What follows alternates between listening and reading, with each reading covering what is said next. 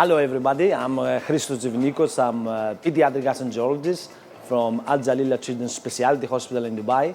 I would like to invite everybody interested in the field of pediatric gastroenterology, hepatology and nutrition to the annual meeting of ESPGHAN this year in Vienna, 17th to 20th of May.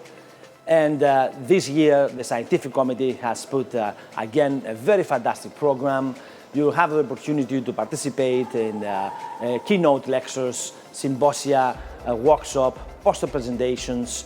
On Wednesday, we have fantastic postgraduate courses, IBD advanced course, allied health professional course, and of course, we have a lot of sessions for young ESPGHAN clinicians, as well as allied health professional and researchers. So this is the most comprehensive and biggest event in pediatric gastroenterology in the world, and it will be the most comprehensive for anybody interested in this field. On the top, we have an established endoscopy hands-on learning zone and motility learning zone this year.